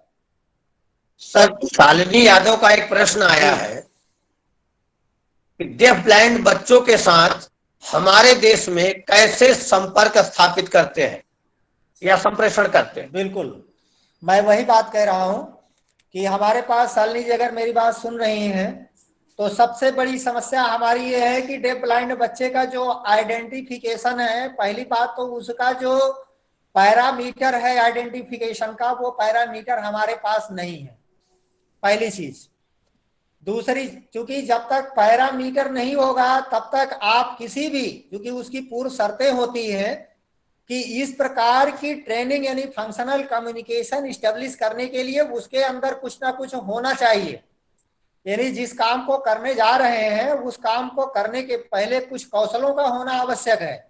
तो जैसा कि मैंने आपको बताया कि अगर उस बच्चे में थोड़ी बहुत भी सुनने की क्षमता नहीं है, थोड़ी बहुत भी उसके हाथ के मूवमेंट की क्षमता नहीं है, अपने बॉडी को जैसा आप कहते हैं जिधर मोड़ते हैं अगर क्षमता नहीं है, तो मैं यही कहूंगा कि यह टाइडोमा का जो ऑप्शन है इसको छोड़ना पड़ेगा।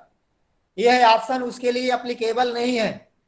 लेकिन सवाल यह होता है कि फिर उसके लिए करना क्या होगा। तो टाइडोमा को छोड़ करके हम कई बार क्यूड पर आते हैं, और वो क्यूड भी इसी तरीके का एक ऑप्शन है जिसमें हम ये देखते हैं कि मुख्य मुख्य चीजों का, यानी उसके लिए एक चार्ट फिक्स है कि वो लगभग 52 लैंग्वेजेज में ट्रांसलेटेड है और उसमें वो शब्द फिक्स हैं। जैसे कम्युनिकेशन बोर्ड का अगर नाम आपने सुना हो, और नहीं सुना है तो जो मैंने अभी जो मीडिया लैब एशिया का नाम मैं बता रहा था कि डिजिटल इंडिया कारपोरेशन है, इस डिजिटल इंडिया कारपोरेशन में अगर आप जाते हैं तो आपको alternative and augmentative method of communication के बहुत सारे ऑप्शन मिलते हैं। उसमें कम्युनिकेशन बोर्ड एक ऑप्शन है। उस कम्युनिकेशन बोर्ड में ये फिक्स होता है कि बच्चे को क्या सिखाना है। जैसे खाना, तो खाने का जो साइन होगा वो हाथ को पकड़ करके और मुंह में लगाने जैसा होता है, और अगर वहीं पर दूध हो तो दूध के लिए साइन अलग होगा, वो दोनों बच्चे के दोनों हाथों को पकड़ के ऐसे जैसे इस तरीके से करना होता है दोनों ओठों के पास में। तो इसलिए वो सिर्फ फंक्शनल कम्युनिकेशन को इस्टेब्लिश करने के लिए कि उसका काम चल जाए, वो हम क्यूड स्पीच के माध्यम को ऑप्ट करते हैं।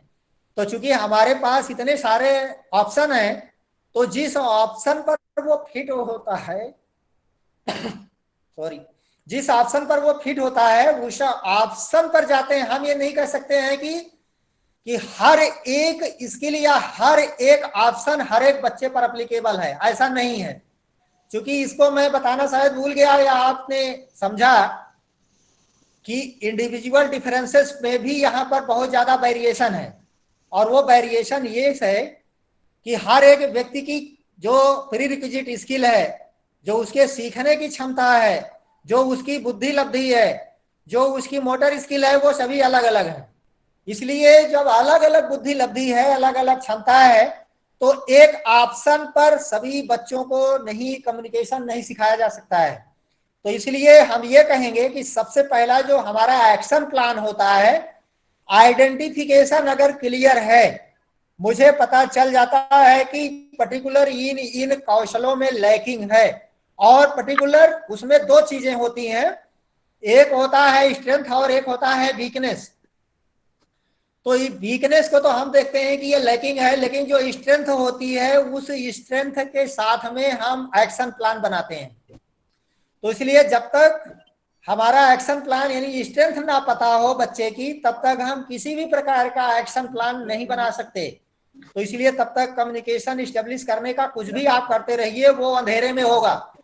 तो हमारे पास एक ही चीज है जिसको मैं बोलता हूं, आप नोट कर लीजिएगा, इसको कहते हैं एविडेंस बेस्ड प्रैक्टिस। कि मैं अंधेरे में तीर नहीं चलाता, बल्कि जो हमारे पास साक्ष्य होते हैं, जो जिनका आइडेंटिफिकेशन क्लियर होता है, हम उसी आइडेंटिफिकेशन के साक्ष्य के आधार पर ही प्रैक्टिस करते हैं।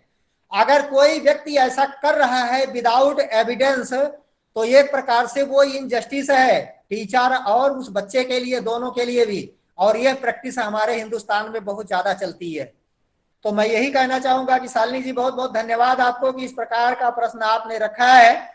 लेकिन मैं ये कहूंगा कि किसी भी व्यक्ति के लिए डायरेक्ट कहना कि नहीं ऐसे ही किया जाएगा, यह है इस फोरम पर कहना मेरे लिए मुश्किल होगा। नागेश जी। जी सर, एक अगला प्रश्न आया है, ये अक्षय अयान जी ने पूछा है कि ताडोमा मेथड के प्रयोग से संबंधित बच्चे अर्थात डेफ ब्लाइंड बच्चे, इस तरीके के केस भारत में कितने होंगे? एक अंदाजा या एक अनुपात या कोई रिसर्च? एक्चुअल में मैंने कहा था ना कि एक पेपर मैंने प्रेजेंट किया था, अभी ज्यादा नहीं, फरवरी में, लॉकडाउन के चंद दिनों पहले, जिसमें सेंस इंटरनेशनल कहता है कि 5 लाख बच्चे हैं डेफ ब्लाइंड इंडिया में। अयान जी को बोलिए, अक्षय जी को, कि वो ध्यान दें इस बात को। सेंस इंटरनेशनल इंडिया को वो सर्च करें, उसमें देखते हैं तो 5 लाख दिखता है। लेकिन दूसरा जो डाटा है 2011 का, सेंसस 2011 का अगर देखेंगे तो उसमें 1,05,000 कुछ मिलते हैं। तो इसलिए एम्बिग्यूटी बहुत ज्यादा है, हम किसी को भी नहीं मानते। और मैं फिर आपको पहले ही मैंने चर्चा किया था कि ये जो डेटा दिख रहा है, ये पहली बात तो सेकेंडरी डाटा है जिस पर हम बिलीव नहीं कर सकते, पहली चीज। दूसरी चीज ये है कि प्राइमरी डेटा हमारे पास है नहीं। और प्राइमरी डेटा क्यों नहीं है? क्योंकि गवर्नमेंट ऑफ इंडिया इस पर उस कंप्रीहेंशन जिस तरीके से इंटेंशन से काम करती है, सर्वे पर कोई अच्छा काम नहीं हुआ है।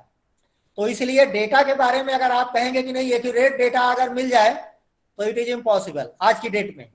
तो हम क्या करते हैं, जब भी कभी कोट करना होता है, आप हमसे पूछेंगे तो हम किसी ना किसी, या तो मतलब एनएसएस 2011 का नाम लेंगे, और या फिर सेंसर 2011 का नाम लेंगे, या फिर हम कहेंगे सेंस इंटरनेशनल जो इस पर काम कर रही है, ज्यादा फोकस कर रही है, उसका नाम लेंगे। यही लोग काम कर रहे हैं, हमारे पास कोई इस प्रकार का प्रोजेक्ट नहीं है। तो कहने का मतलब है कि जो डेटा है वो बहुत ही हिडन है, तो इसलिए उसको बहुत नहीं कहा जा सकता है कि क्लियर कि ये डेटा जो है वो बहुत ही एक्यूरेट डेटा है और ऑथेंटिक है, इतना ही होगा। तो मैं बिल्कुल क्लियर हूं इस मामले में। अगर आपको कहीं मिलता है तो आप भी कोशिश कीजिए और एक्सेस कीजिए इस इंफॉर्मेशन को और देखिए। अगला बताएं। एक अगला प्रश्न है सर रुचिपाल का जी। क्या इस तरह के बच्चों से प्रत्येक दशा में उंगलियों के स्पर्श के द्वारा ही बात समझ पाते हैं? नहीं, ऐसा संभव नहीं, ऐसा नहीं है कि प्रत्येक दशा में सिर्फ उंगलियों से ही समझ पाते हो। उनको क्या है कि वो टच के माध्यम से भी समझ पाते हैं, जैसा कि मैंने कहा है। तो कई बार क्या होता है कि जैसे आप देखते हैं कि कुछ बच्चे ऐसे होते हैं जो मिंगल्ड नहीं होते हैं, और उनका अगर उनके साथ में अगर आपको रैपोर्ट डेवलप करना हो तो क्या उंगलियों का ही सहारा लेते हैं? तो शायद उंगली नहीं है, हम गले भी मिलते हैं, यानी उस बच्चे को गले से लगा लेते हैं, शेक हैंड करते हैं, पीठ थपथपाते हैं। तो उसके रिपोर्ट करने के हमारे पास बहुत सारे माध्यम हैं, और उन माध्यमों से हम उसके साथ में संपर्क स्थापित करते हैं और उसी के साथ में स्किल भी डेवलप करते हैं। जैसे मैंने कहा कि आंख में आंख मिलाना, तो जिनका थोड़ा बहुत भी विजन है उनके साथ में तो किया जा सकता है, लेकिन जिसका विजन नहीं है तो फिर उसका स्पर्श में जाएंगे। हमारे पास 6 सेंसेस हैं। देखिए ऐसा है कि आप लोग जो है मल्टी सेंसरी अप्रोच यूज करते होंगे, जितने भी लोग हैं, मुझे लगता है कि एमएसए हर व्यक्ति जानता होगा, हर एक बच्चा जानता होगा, जो इसमें कोई नया नहीं होगा। तो मल्टी सेंसरी जब अप्रोच होता है तो हम ये नहीं कह सकते कि सिर्फ और सिर्फ उंगलियों के माध्यम से ही मतलब एक ही ऑप्शन है जिसके माध्यम से ही हम किसी प्रकार का कम्युनिकेशन स्टेब्लिश करेंगे। यानी टच भी है, स्मेल भी है, स्वाद है, गंध है, आपका स्पर्श है, तो काइनेस्थेटिक है। तो आप हर एक चैनल का इस्तेमाल करेंगे, किसी एक चैनल के इस्तेमाल से हमारी सारी चीजों की पूर्ति नहीं हो सकती है, और हर एक बच्चे में अलग अलग होगी। मैं ये कह रहा हूं कि किसी एक हर एक बच्चे में छठों सेंस शायद काम ना कर रहे हो, 3 ही काम कर रहे हो, तो हमें 3 ही का सहारा लेना चाहिए। तो और कोई अगर इस प्रकार का प्रश्न है तो बताएं। सर पवन कुमार यादव का प्रश्न है, इस कोविड-19 के समय बधिरांध व्यक्तियों के लिए संप्रेषण कैसे रहा होगा? होठ और अंगुलियों से संक्रमण से कैसे बचाव करेंगे? बहुत सही प्रश्न पूछा आपने, एकदम बिल्कुल कंटेम्परेरी इशू है, और बहुत बहुत धन्यवाद आपको, क्योंकि यह एक बहुत ही चैलेंजिंग टास्क है, एक साइटेड पर्सन्स के लिए और एक हियरिंग पर्सन के लिए, हम सब जैसे लोगों के लिए भी। तो इसलिए वाकई ये बहुत ही चैलेंजिंग है। लेकिन उस कहते हैं कि जहां आपदा में भी आप लोग ऐसे हैं कि उसमें भी ऑप्शन खोज लेते हैं, है कि नहीं? तो आपदा में भी आप अवसर तलाश रहे हैं, तो जब आप लोग आपदा में अवसर तलाश ही रहे हैं तो एक अवसर इसमें और सही। तो उसी में पवन जी को मैं कहूंगा धन्यवाद देते हुए कि जिस प्रकार से हम लोग अपने हाइजीन को मेंटेन कर रहे हैं, उसी प्रकार से उस बच्चे की कम्युनिकेशन के लिए या उसके संप्रेषण के लिए भी उसी प्रकार के हाइजीन मेंटेन करने का उपाय किया जाना चाहिए। और रहा होगा आप कहेंगे तो मैं कहूंगा कि वास्तव में हमारे पास इतने जागरूक व्यक्ति या फैमिली या इतना एडवांस हमारी कल्चर नहीं रही है कि जिसमें लोगों ने इतना ध्यान दिया होगा। तो निश्चित तौर पर बहुत सारे बच्चे इससे प्रभावित हुए होंगे और अभी भी प्रभावित होंगे अगर इसको हमने ध्यान नहीं दिया तो इसलिए ये बहुत जरूरी होता है कि इस प्रकार से जो भी उनके साथ में जो एसओपी यूज किए जाते हैं, तो स्टैंडर्ड ऑपरेशन जो प्रोग्राम्स हैं, प्रोसीजर्स हैं, तो उस प्रोसीजर को अगर हम देखें कि हर एक व्यक्ति का हाथ अगर इतना फेस साफ है, हर एक व्यक्ति का हाथ और उंगली अगर साफ है, तो शायद उसके संक्रमण की संभावना कम होगी। तो सबसे ज्यादा जो पहल करने की जरूरत है वो हाइजीन पर है, और हाइजीन में भी फेस और हैंड्स का जो पहल है वो सबसे ज्यादा तादाद में होनी चाहिए।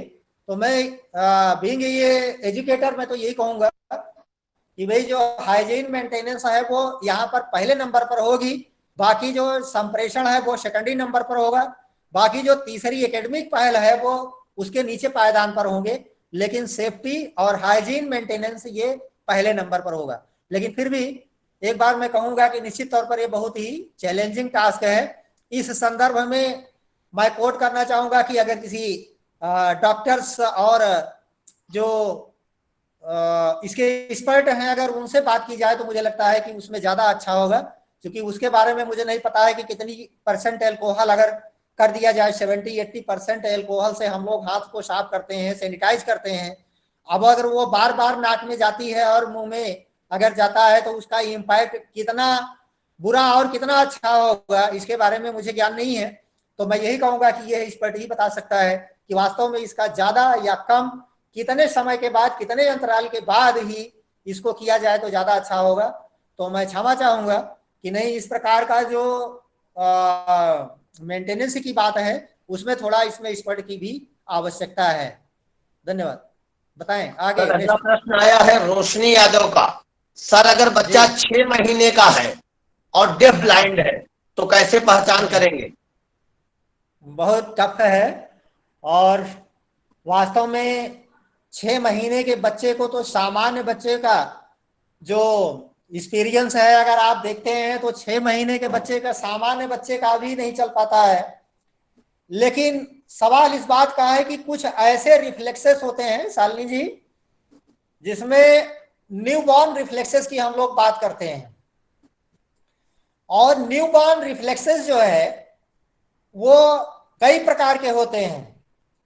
जैसे मान लिया जाए कि अगर हम आपके कान में 120 डीबी का या 60 डीबी पर आप सुनते हैं, 25 डीबी आपका नॉर्मल हियरिंग है, और अगर हम 30 डीबी या 35 डीबी की साउंड एक कोई भी इंस्ट्रूमेंट लेकर के अगर कान के पास में करते हैं तो निश्चित तौर पर यह होगा कि सोया हुआ बच्चा जग जाएगा, पहली चीज। दूसरी चीज, अगर आप घर में तेज आवाज में अगर ट्रांजिस्टर या टीवी या कोई ऐसे आजकल लैपटॉप है, मोबाइल है, अगर वो बजने लगे तो भी उसके आंख खुलने की संभावना यानी चौंकने की संभावना बनती है। उसके बॉडी में रिफ्लेक्सेस कोई ना कोई यानी चौंकेगा या बॉडी को हिलाएगा या किसी ना किसी प्रकार का जो उसमें हलचल होती है उसको हम रिफ्लेक्स नाम देते हैं, प्रतिक्षेप। इसी प्रकार के हमारे जो न्यूबॉर्न बेबी होते हैं उसमें 105 प्रकार के रिफ्लेक्सेस हैं। अगर आपको और ज्यादा जानकारी चाहिए तो डॉक्टर आर ए जोसेफ की एक किताब है पुनर्वास के आयाम, और एक विशेष शिक्षण है। तो उस विशेष शिक्षण में विशेष शिक्षा एवं पुनर्वास है।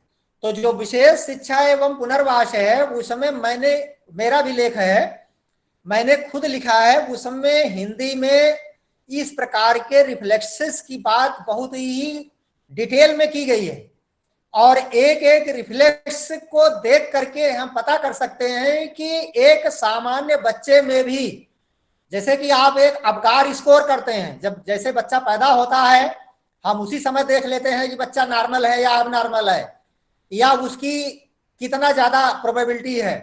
तो दोनों चीजों को कंपेयर करने के लिए हम जैसे अबकार स्कोर देखते हैं उसी तरीके से न्यूबॉर्न जो रिफ्लेक्सेस हैं उसमें कम से कम 21 टाइप के रिफ्लेक्सेस हमने खुद ट्रांसलेट करके लिखा है जो बहुत ही जरूरी है। तो इसलिए उसमें से ये रिफ्लेक्स भी है, जो हियरिंग का मैं बात कर रहा हूं और बॉडी मूवमेंट की बात कर रहा हूं। इसी के साथ जो देखने की अगर बात करेंगे तो आई गेज और ब्लिंकिंग रिफ्लेक्सेस होते हैं कि अगर आपकी आंख में रोशनी मारा जाए, अगर आप जग रहे हो और आपकी आंख में टार्च मारा जाए या अचानक कोई लाइट की जाए तो आपकी आंख जल्दी जल्दी घूमने लगती है। तो निश्चित तौर पर इससे ही पता चलता है कि बच्चा देख रहा है या नहीं देख रहा है, या किसी चीज को देखकर कई बार क्या है कि चौंकता है। तो जब हम उसके पास बहुत ऐसी चीजें ले जाते हैं और उससे खुश नहीं होता है या उससे किसी प्रकार का रिएक्शन यानी क्रिया प्रतिक्रिया नहीं करता है तो इसका मतलब कि समथिंग इज रॉन्ग देयर, कुछ गड़बड़ है। तो इसलिए ये स्क्रीनिंग टेस्ट हैं। इस प्रकार के बहुत सारे स्क्रीनिंग टेस्ट हैं जिनके माध्यम से हम आयु के अनुसार स्क्रीनिंग करते जाते हैं, और नो डाउट कि 6 महीने तक होते होते तो बच्चा बैठने लगता है, और इस दशा में निश्चित तौर पर जो चीजें होंगी उनको या तो देखेगा और आवाज आएगी तो सुनेगा, और अगर ऐसा नहीं करता है और टोटली वो म्यूट होता है और जैसे कि तैसी स्थिति में होता है, उसके शारीरिक और मानसिक रूप में किसी बिहेवियर में कोई परिवर्तन नहीं आता है, हलचल नहीं होती है, तो इसका मतलब है कि निश्चित तौर पर उस बच्चे में सुनने और देखने की, दोनों की कहीं ना कहीं लैकिंग है ना। तो इस प्रकार से और भी हम स्टेप बाय स्टेप ऐसे बहुत सारे टेस्टेड हैं जो क्लिनिकल और नॉन क्लिनिकल भी, एकेडमिक भी करते हैं, लेकिन वो एज अप्रोप्रिएट होता है। तो फिलहाल 6 महीने तक के बच्चों के लिए ज्यादातर हम स्क्रीनिंग जो है रिफ्लेक्सेस की बात करें तो ज्यादा अच्छा होगा, इससे बच्चा स्क्रीन हो पाएगा। एक प्रज्ञान श्री परिदा जी इन्होंने प्रश्न पूछा है, अगर ये जुड़ी हैं या जुड़े हैं तो ये अपना माइक अनम्यूट करके खुद पूछें। इनका कोई 6 वर्ष का बच्चा है डेफ ब्लाइंड, उस संदर्भ में पूछ रहे हैं। जी जी प्रज्ञान श्री परिदा ये सर जी जी सर नमस्ते। मेरा एक बच्चा है जो 6 साल का है और वो डेफ ब्लाइंड है। जी जी टोटली उसका विजन नहीं है और हियरिंग अराउंड 90 dB लॉस है उसका बोथ ईयर्स में। लेकिन वो बहुत मतलब वाइब्रेशन से बहुत मतलब म्यूजिक वगैरह सुनता है, स्पीकर लगा के दे दो तो हाथ में पकड़ के रखता है, गाल में लगाता है। और हम जब उसको गोदी में लेके बात करते हैं तो मुंह में हाथ रखता है, मुंह के ऊपर। लेकिन उसको पूरा कैसे, वो उसका हाथ इतना छोटा है तो पूरा कवर नहीं कर पाता है, जैसे आपने बताया नाक, मुंह और गला।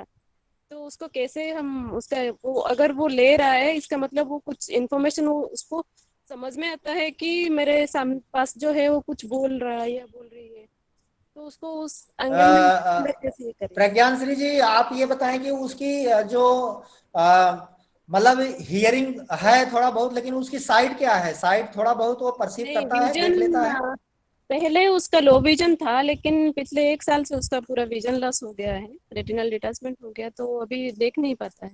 लेकिन हियरिंग एड लगाता है, रेगुलर नहीं लगाता है, कभी कभी दिन में 1-2 घंटा के लिए लगाता है वो। जी जी जी लेकिन उसको ये समझ में आता है कि साउंड का नॉलेज थोड़ा है। जब हियरिंग एड लगाता है तो हम उसके पास थोड़ा ऑडिटरी ट्रेनिंग वगैरह जैसे करते हैं, मतलब कुछ आवाज करते हैं, उसके साथ बात करते हैं, फिर उसको सुनाई देता है, वो समझता ये भी है। कितने महीने का बच्चा है? अभी 6 साल का हो गया। 6 साल का हो गया। आपने टेस्टिंग करवाया, इसका हियरिंग टेस्टिंग हुआ है क्या? जी सर, जी सर। कितना डीबी है आप बता वो पाएंगे थोड़ा बहुत, ईयर्स में अगर? अराउंड 90 dB लॉस है both the 90 years. DB loss है। तो आप बीटी यूज करती हैं या pocket level hearing aid use करती हैं? बीटी यूज करते हैं सर। बीटी यूज करते हैं। जी। तो बाईलेटरल है या यूनिलेटरल? दोनों कान में है या एक कान में? दोनों कान पे है। दोनों कान में। ठीक जी। ठीक। तो जब आप लगाते हैं तो वो मतलब आपके जैसे अगर मान लिया कि 1 मीटर, 2 मीटर, 3 मीटर, कितनी दूर पर वो कर पाता है? उतना दूर नहीं, 1 मीटर के अंदर ही वो मतलब लोकलाइज कर पाता है किस डायरेक्शन से आ जी रहा है साउंड। जी जी। हाँ, 1 मीटर के अंदर अगर आप कोई चीज अगर कुछ बोलते हैं या कुछ इंस्ट्रक्शन देते हैं या कोई आवाज क्रिएट करती हैं नहीं, वो तो इसका इंस्ट्रक्शन मतलब है कि वो परसीव कर लेता है, थोड़ा बहुत उसके बॉडी में हलचल होती सर है ना? वो इंस्ट्रक्शंस फॉलो नहीं कर पाता है, उतना स्पीच को समझ नहीं पाता है। लेकिन उसका जो टॉयज है, कुछ ड्रम हो गया या कोई रैटलर वगैरह, ये सारा बजाए तो उसको समझ में आता है कितना दूर पे है और उस डायरेक्शन में हाथ लगा मतलब वो टॉय रीच करने के लिए ट्राई करता है, कहाँ पे है, कहाँ पे बज रहा है। ओके। मैं ये कहूंगा कि देखिए इस प्रकार का जो सिचुएशन है, उस बच्चे में अगर 90 डीबी है और हियरिंग आपके 1 मीटर की दूरी से अगर वो परसीव कर रहा है, इट मीन्स है कि उसमें हियरिंग का सेंसेशन थोड़ा बहुत है। और आप अगर इस लोकलाइजेशन को क्लियर करना चाहें तो आप उसमें कई चीजें आएंगी। कई चीजें का मतलब मैं फिर वहीं आऊंगा कि ये कम्प्रीहेंसिव प्रैक्टिस की बात है। क्योंकि मैं देखिए हम लोग तो क्या है कि 1 घंटा आधा घंटा लेक्चर देंगे या एक दूसरे आपसे बात करेंगे, उसके बाद हमारी आपकी क्या बात होगी क्या नहीं होगी। लेकिन आप मेरा पर्सनल नंबर भी ले सकती हैं और जब चाहें तो आप मुझसे बात भी कर सकती हैं। और जो भी चीजें मेरे मेरे ख्याल में या जितनी भी चीजें हैं जो अभी मतलब जो चल रही हैं, जो हम लोग एक्चुअली यहाँ पर अप्लाई करते हैं, वो टेक्निक्स आपको भी मैं बताऊंगा कि कैसे क्या है। लेकिन मैं शॉर्ट में बता दे रहा हूँ कि सबसे ज्यादा लोकलाइजेशन ऑफ साउंड की बात हम करें तो ज्यादा अच्छा होगा। क्योंकि हमारे आसपास की जो चीजें हैं, सबसे ज्यादा पहले हमें क्या करना पड़ेगा कि जैसे मान लिया जो हैजार्ड से चीजें हैं जो गिरती हैं, आप उनके बारे में ओरिएंटेशन उसको करवाइए। जी। तो उसमें क्या है कि जैसे कांच का टूटना है, तो अगर कोई कांच अगर गिरता है तो उसको पता होना चाहिए कि वास्तव में ये टूटा है और ये खराब हुआ है। तो इसलिए अगर वो समझ में आता है, थोड़ा बहुत भी अगर वो करता है, तो अब कांच के टूटने की जो आवाज है, या गिलास के जो स्टील का गिलास है उसके गिरने की आवाज है, या इसी प्रकार से दूसरे किसी वस्तु के गिरने की आवाज है, तो बहुत सारे ऐसी चीजें हैं जिनको हम ये कहते हैं कि हमारा जो साउंड का डिस्क्रिमिनेशन है, पहली बात तो साउंड का उसमें एक आइडेंटिफिकेशन होना चाहिए, मतलब रिकॉग्निशन की वास्तव में कोई चीज गिरा, पहली बात तो ये है। उसको ये पता होना चाहिए कि हाँ आवाज आई। अब जैसे आप कह रही हैं तो मुझे पहले पायदान पर मुझे ये लग रहा है कि बच्चे में इतनी क्षमता है कि आवाज तो आई, लेकिन आवाज किसकी है शायद ये वो नहीं कर पा रहा है। I am right? मैं सही कह रहा हूँ? जी सर, अब सही है। हाँ, तो अब इसमें क्या करना होगा कि नेक्स्ट जो इसका पायदान है उसकी जो शर्त यह है कि जब बच्चा इस तरीके की चीजों को अगर कर लेता है, यानी आवाज उसको परसीव हो रही है, तो हमें क्या करना चाहिए कि डिस्क्रिमिनेशन में जाना चाहिए, यानी आवाज में परिवर्तन की बात। जैसे मैं कर रहा हूं कि, तो इस प्रकार से दो तरीके की आवाज है, आपने सुना होगा, है ना? जी सर। तो ये जो आवाज है, अब इसमें भी कई प्रकार की आवाज हो सकती है, तो उसमें देखना ये होगा कि आवाज आगे पीछे भी हो सकती है। तो ये जो आवाज है, एक साउंड एक बैकग्राउंड पर है, यही अगर दूसरे पर करूंगा तो दूसरी आवाज होगी। तो इस प्रकार के जो साउंड्स हैं, उन साउंड्स का जो परसेप्शन है उसमें डिस्क्रिमिनेशन लेवल पर जाना चाहिए। यानी आपको थोड़ा एक्सरसाइज करना पड़ेगा कि जो वेराइटीज ऑफ साउंड्स हैं, जो जितने तरीके के, जैसे आपने कहा है आपके पास हारमोनियम है, आपके पास तबला है, नहीं है तो गिलास है, गिलास की आवाज आप किसी चम्मच से टकरा दीजिए, थाली को किसी चम्मच से टकरा दीजिए, किसी बेलन को पीढ़े से मतलब उसमें टक्कर हो जाए उसमें टकरा दीजिए। तो इस प्रकार से अगर डिफरेंट आप साउंड्स अगर निकालते हैं तो वो क्या है कि उसको एक बार तो साउंड आप मतलब क्रिएट किए हैं और दूसरा आप उसको टच करा रही हैं, तो अब आप उसको टच कराएंगे, यानी एक बार आप उसको देंगे, अब उसके हाथ से आप एक बार करवा दीजिए जो आप प्रैक्टिस कर रही हैं, तो उसको ये पक्का पता चल जाएगा कि ये शायद इस वस्तु में लड़ रही है या इसमें टकरा रही है, तो इसकी वजह से इस प्रकार का साउंड आ रहा है। ठीक है? तो उसी प्रकार से जैसे आप अपनी ताली की आवाज करती हैं, तो अपनी ताली अपना ताली यानी अपना हाथ उसके हाथ में मिला करके आप जोर की आवाज यानी लड़ाइए उसमें, यानी आप क्लैपिंग कीजिए अपने हाथ में लेकर के, तो वो क्लैपिंग की आवाज समझेगा। इसका मतलब यह है कि वो समझेगा कि हमारे अगल बगल में तालियों की गड़गड़ाहट हो रही है, कोई ताली बजा रहा है। तो इस तरीके से जो डिस्क्रिमिनेशन लेवल ऑफ साउंड्स हैं उनको बहुत ज्यादा क्लियर करने की आवश्यकता है, तभी वो आवाज को, और अगर आप और कुछ कर सकती हैं तो डिफरेंट आवाज की एक कैसेट बनाइए, और उस कैसेट में जैसे आप मोबाइल में रिकॉर्डिंग करते हैं तो आप मम्मी की अपनी आवाज, अपने अगर कोई बच्चा है तो उसकी आवाज, उनके फादर की आवाज, परिवार में दूसरे कोई मेंबर हैं तो उनकी आवाज, तो इस तरीके से सबकी अलग अलग आवाज, और उसके साथ में उन्हीं व्यक्ति को कम्युनिकेट यानी मिलने का मौका दीजिए बारी बारी से, टर्न मतलब टर्न टेकिंग होगा कि एक दूसरे के साथ एक सेशन में एक व्यक्ति, दूसरे सेशन में कोई व्यक्ति जिसकी आवाज हो। तो इस तरीके से अगर उस बच्चे के साथ में हम ऐसा कम्युनिकेशन स्टेब्लिश करते हैं और इस तरीके की एक्टिविटी करते हैं, इस तरीके का प्रैक्टिस अगर यूटिलाइज करते हैं, तो निश्चित तौर पर उसमें थोड़ा सा संज्ञान जो होगा वो डिस्क्रिमिनेशन लेवल पर बढ़ेगा।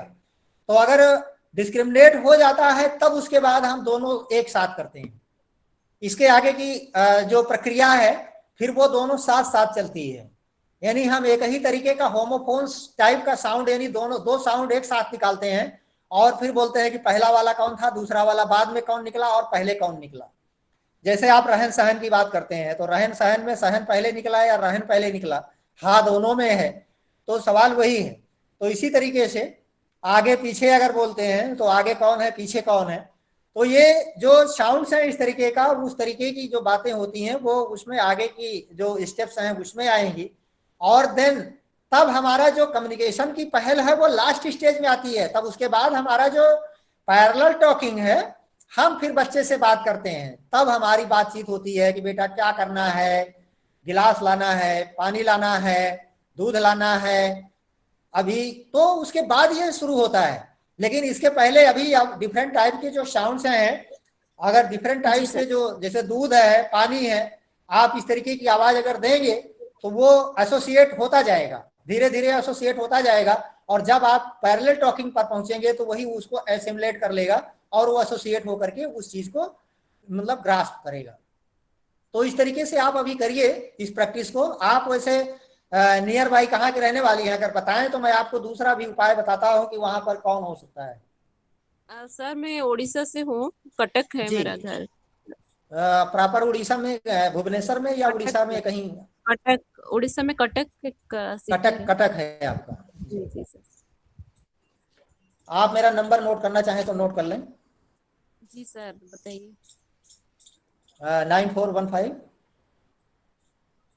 9415 79 79 4816। 4816। जी, थैंक तो यू आप सर। जब ऐसा प्रैक्टिस करें, अगर जब भी आपको असुविधा होगी आप निश्चित तौर पर आप पूछें। मैं आपको दूसरा भी रेफरेंस नंबर और नाम दूंगा जिनसे आप कांटेक्ट कर सकती हैं और ज़्यादा अच्छा मतलब आपको सपोर्ट वहां से मिल सकता है। मैं लोकल देखता हूं और मैं पूछूंगा कि कौन है वहां पर, है ना?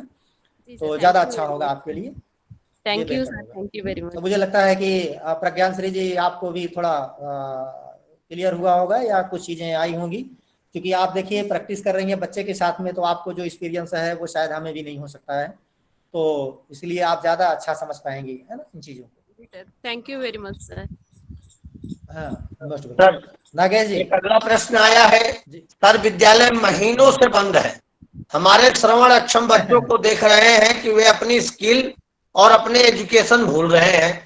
विद्यालय खुलने के बाद फिर से उन्हें कैसे पहले के लेवल में लाया जाए, स्पेशली स्पीच के लिए?